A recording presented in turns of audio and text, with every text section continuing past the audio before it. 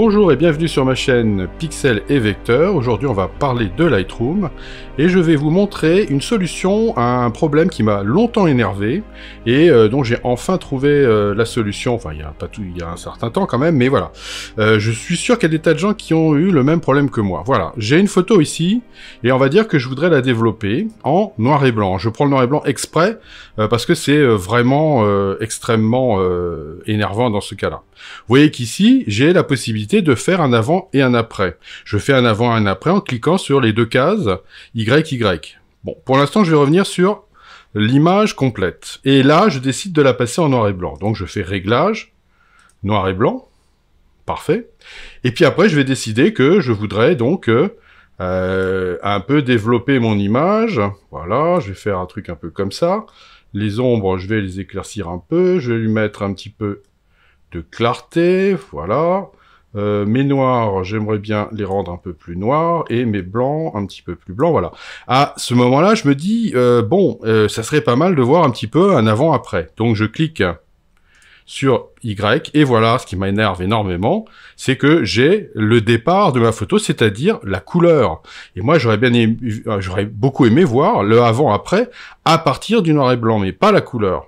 Voilà, donc, est-ce qu'il y aurait une solution? Eh bien oui, il y en a une. En fait, il faut aller dans l'historique, ici. Vous voyez que j'ai mon historique avec tout ce que j'ai fait. Et donc, la première chose que j'ai fait, c'est que j'ai importé mon image, j'ai synchronisé des paramètres, ok, et je l'ai converti en noir et blanc. Eh bien, en fait, ce qu'il va falloir faire, c'est prendre cette étape de conversion en noir et blanc, faire un clic droit, et lui demander de copier les paramètres d'historique vers la photo avant. Voilà, et à partir de là, si je remonte maintenant au départ, vous voyez que je me retrouve avec la première étape de noir et blanc, et puis après, entre-temps, ça continue.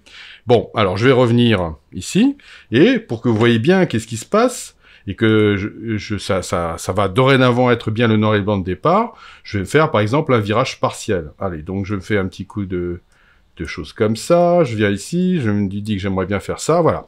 Maintenant, si je reviens ici, eh bien vous voyez que j'ai bien mon noir et blanc de départ. Donc voilà, ça c'est vraiment très très pratique.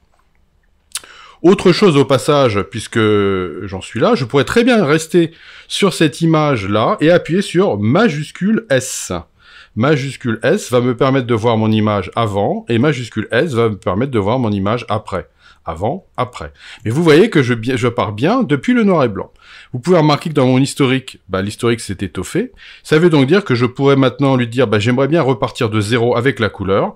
Il suffira que j'aille refaire un clic droit sur Importation, copier les paramètres d'historique vers la photo d'avant, et à partir de là, vous allez voir que je retombe bien sur mon noir et blanc, sur ma couleur de base, et le résultat final. Donc, si je me dis que je voudrais bien partir plutôt après avoir fait les premiers réglages qui me paraissaient les plus évidents, je fais un clic droit ici, je fais ça, et à partir de là, l'image de départ pour mon avant sera celle-là, et l'image d'arrivée sera celle-là. Vous voyez que là, ça devient extrêmement fluide et extrêmement souple. Tout l'inverse de ce que j'avais au départ. Voilà. Donc, quand vous connaissez cette petite astuce, eh bien, c'est évidemment applicable pour tout ce qui va être développement, et ça devient vraiment très confortable. Et Lightroom redevient le logiciel génial que je le connais depuis toujours. Voilà, et bien j'espère que cette petite astuce vous servira. N'hésitez pas à vous abonner si ça ne l'est pas déjà fait. Et je vous dis à bientôt pour de nouvelles aventures sur Pixel et Vecteur.